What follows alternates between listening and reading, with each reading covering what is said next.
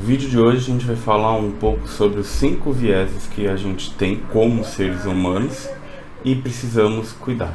Depois da vinheta.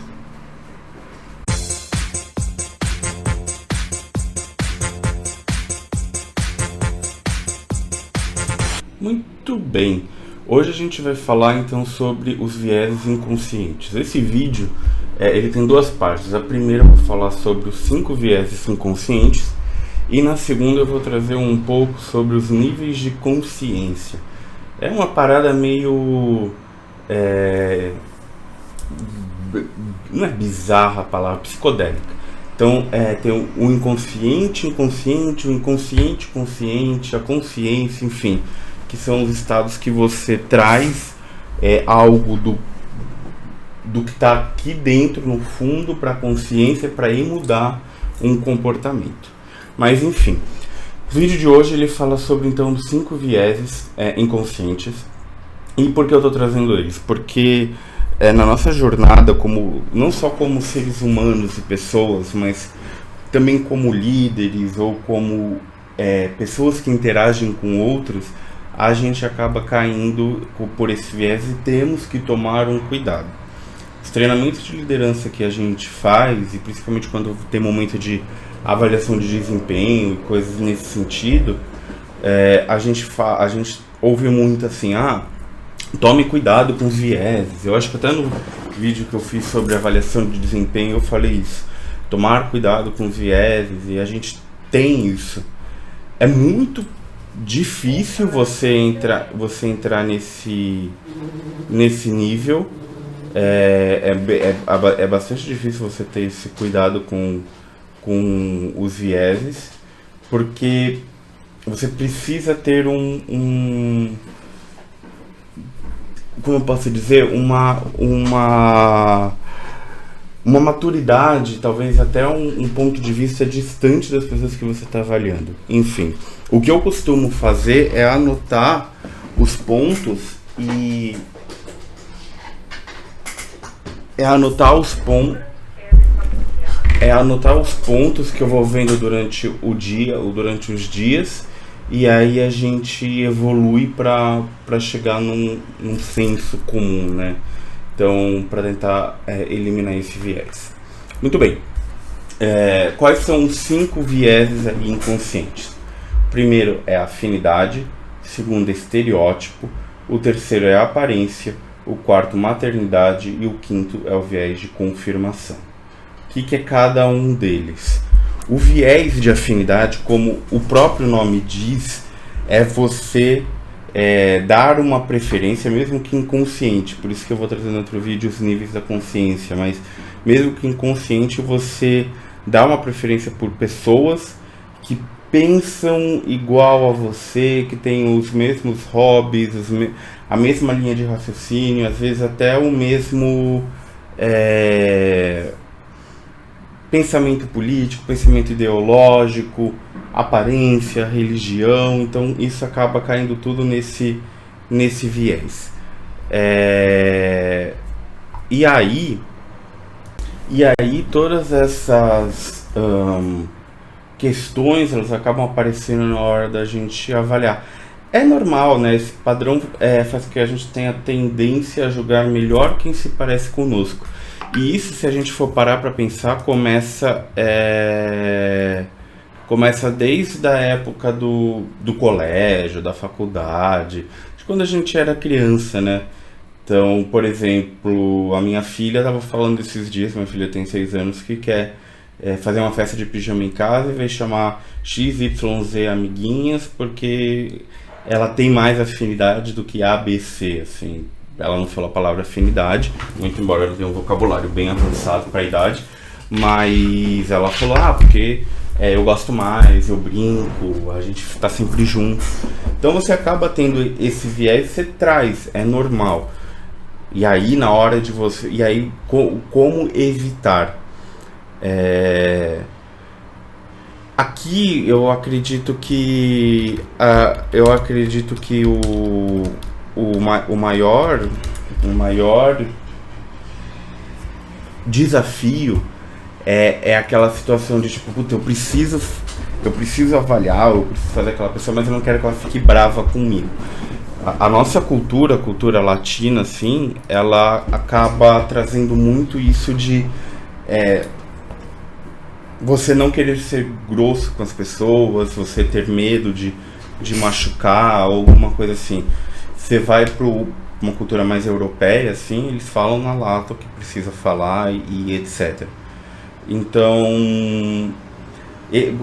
isso, e também evitar o feedback sendo pô, eu gosto muito de você, mais, tarará, tarará. Isso você invalida o discurso, né? Então, o que eu acredito é que o que precisa é ter uma avaliação imparcial, trazendo, e para todos, acho, fatos e dados. Por isso que eu gosto de anotar o que acontece. Então, fulano de tal fez uma coisa legal hoje, eu anoto.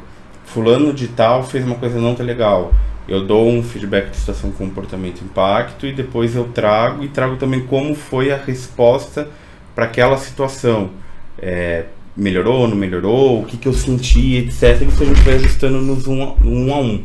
Mas esse momento é você trazer tudo de uma forma mais factual possível, né? E não ir só por achismos. Esse é o viés de afinidade. O próximo viés é o viés do estereótipo. Então, o que ele é? Ele trata-se dos julgamentos que uma pessoa que pertence a um determinado grupo faz a respeito de um indivíduo pertencente a outro grupo, não se baseando em atributos específicos ou qualidades do mesmo, mas em generalizações. Isso a gente acaba vendo muito quando você estereotipa, né, um determinado cargo. Eu vou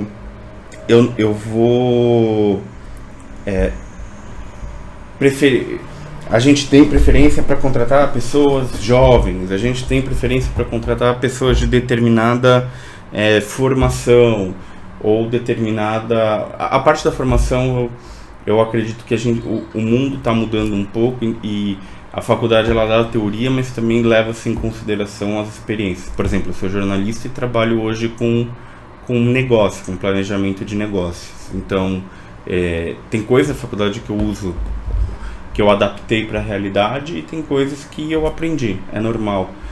Mas enfim, queremos pessoas jovens, queremos homens, não queremos mães, não filhos pequenos e etc. Essa é a parte do estereótipo. Então você acaba, de forma inconsciente, dando preferência a um determinado grupo. E aí também, a gente já evoluiu muito, as empresas estão mudando, e isso aqui falando. Então, como líder, a gente, quando a gente vai contratar alguém, etc., não faz sentido você estereotipar. Chega até se você tira bons talentos de perto. Hoje em dia a discussão já até é mais sobre modelo de trabalho, porque às vezes uma pessoa boa não mora nas grandes capitais e etc. Então isso, eu acho que hoje a gente está numa era mais de adaptabilidade e procurar o retorno do que procurar o retorno dentro de um determinado grupo, mas sim o que vai acrescentar mais valor para o negócio, independente disso, certo? O próximo viés é o da aparência. Também ele é muito autoexplicativo, né? Esse tipo de viés acontece quando o julgamento de uma pessoa é baseado em aspectos físicos, isto é, padrões de beleza, que foram se acumulando no inconsciente ao longo da vida. Clássico modelo o tipo de o porte físico, né? O biótipo da pessoa. Então, aqueles, né? Quando eu era adolescente e tal, eu era excluído muito por conta de eu ser gordinho. Eu fui gordinho uma parte da minha adolescência e era o último a ser escolhido no futebol. Eu era que ficava sozinho no intervalo. Eu era a pessoa que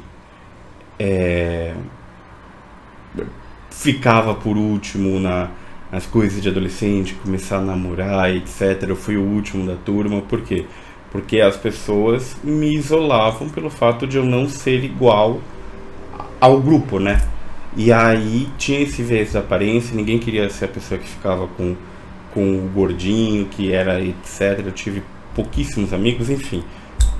E isso a gente acaba às vezes trazendo, enraizando esse tipo de preconceito, e vai trazendo. Então aí você isola essas pessoas no trabalho, você vai recrutar, você tira, você acaba tirando isso de contexto. Outro exemplo antigamente existia roupa de trabalho e roupa de ficar em casa. Então você pode até ver que num trabalho numa empresa que já tem mais tempo, mais se adaptou, tipo, não cortou um dress code, etc. Vão ter as pessoas que vão trabalhar de social, camisa e uma calça social, independente do tempo. E vão ter as pessoas que vão trabalhar de camiseta, se a empresa permite, de bermuda, vão trabalhar mais à vontade. E aí isso acaba trazendo, assim, você vê o impacto da geração, mas antigamente isso podia colocar, tipo, essa pessoa se veste mal, essa pessoa não usa uma roupa de marca, essa pessoa isso ou aquilo. E você isolava, tipo, então não vai fazer parte da reunião, ou você pode vir com essa roupa, mas para uma reunião você precisa trocar, tem sempre uma troca de roupa para uma mais social, no armário, etc. Esse é o da aparência. O da maternidade, que é o próximo viés, ele vai um pouco além do viés de gênero. Ele especifica o julgamento das pessoas em relação às mulheres que se tornam mães. Esse preconceito parte do pressuposto que a maternidade impacta na produtividade e capacidade de comprometimento da mulher. Clássico. Não queremos mães. Você já é mãe, seu filho é pequeno, tem com quem ficar, não tem com quem ficar, obrigado, damos retorno, tchau, nunca mais vai. Parece que voltou da licença maternidade, é mandado embora. Isso acontece até hoje, e não importa se a empresa é uma indústria de 300 anos ou se é uma startup descolada que tem mesa de pibolim e geladeira com cerveja. Ela acontece e as pessoas olham e fazem essas perguntas. Aqui em casa, por exemplo, a gente tem a nossa filha, minha esposa, ela tem uma rede de apoio muito grande e com isso ela consegue dar a atenção necessária para o trabalho dela, porque ou eu, ou a minha sogra, ou a madrinha da minha filha, ou a nossa comadre, etc., elas ajudam. Mas tem pessoas que não acreditam nisso. Eu particularmente acho isso... tipo, você não pode invalidar alguma coisa por ter sido uma pessoa, por ter sido mãe.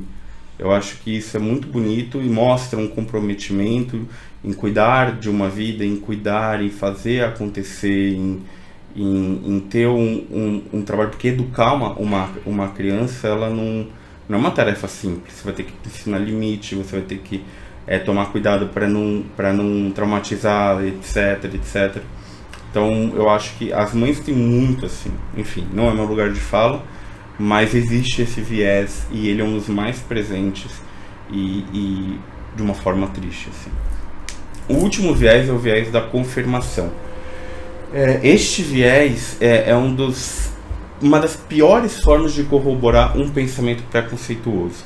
Ele visa justamente confirmar crenças pré-estabelecidas em nosso subconsciente, nos induzindo a criar tendências com base em julgamentos rasos, em vez de considerarmos informações realmente relevantes. O que isso significa? Um exemplo. Quando eu entrei no Groupon, acho que na primeira semana, uma pessoa estava avaliando uns currículos lá e estava descartando e falava, esse não ficou mais de 5 meses numa empresa, passou em 4 empresas nos últimos 2 anos, sei lá, não é comprometido.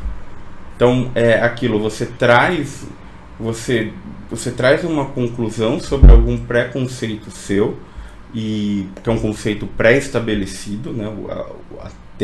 A origem da palavra preconceito, e coloca isso como verdade. Não significa que a pessoa que ficou pouco tempo numa empresa ela é uma pessoa ruim. Isso acaba mudando um pouco, porque o mercado está muito mais volátil. Hoje as pessoas acabam não ficando 30 anos numa empresa, 20 anos numa empresa. Tem exemplos, obviamente. Mas elas vão procurando, elas vão andando sobre aquilo, a empresa entrega o que ela precisa, seja crescimento, seja salário, seja gestor que realmente agrega alguma coisa na carreira da pessoa. Então elas acabam andando. Ou até mesmo pessoas que foram impactadas com layoff. Esses dias no LinkedIn é fácil você ver pessoas que tiveram, sei lá, estavam numa empresa, tiveram um layoff no ano passado, conseguiram emprego 2, 3 meses depois, e aí essa empresa também teve que fazer um layoff esse ano, então ficou 8 meses ou 1 ano em cada empresa e acabou por motivos alheios à vontade sendo desligados. Então tem que tomar cuidado. Não são pessoas boas. A mesma coisa que eu falo, por exemplo, de case. Não é porque a pessoa de repente estava nervosa num case que ele é uma profissional ruim. Ela estava num momento de pressão com pessoas que não conhecia e não tinha contexto, algum tipo de intimidade, tá precisando daquele emprego e às vezes ela acaba ficando nervosa. Por isso que eu não gosto das coisas que colocam à prova e tentam normalizar todo mundo num parâmetro rígido, mas sim deveria trazer uma maneira de deixar à vontade de conversar. Enfim, o viés da confirmação, ele traz esse ponto de você pegar alguma coisa e transformar na verdade ou confirmar o seu pensamento. Às vezes você confirma o que você acredita. Por exemplo, esse do emprego. Eu acredito que todo mundo que fica pouco tempo na empresa é um profissional ruim. Então, você materializa o seu pensamento quando você bate num candidato e vê esse tipo de situação. De novo, a maneira de você fazer isso não é eliminar por currículo nesse caso, é você chamar para conversar, fazer perguntas para trazer exemplo, trazer realidade e aí você entender o contexto e entender se realmente faz sentido ou não. É isso, o vídeo ficou enorme, mas é porque tinha muito conteúdo. Quem ficou até aqui, obrigado. Quem não ficou, enfim, vocês não vão ver nada mesmo, vocês já foram embora. É isso, a gente se vê na próxima. Até lá.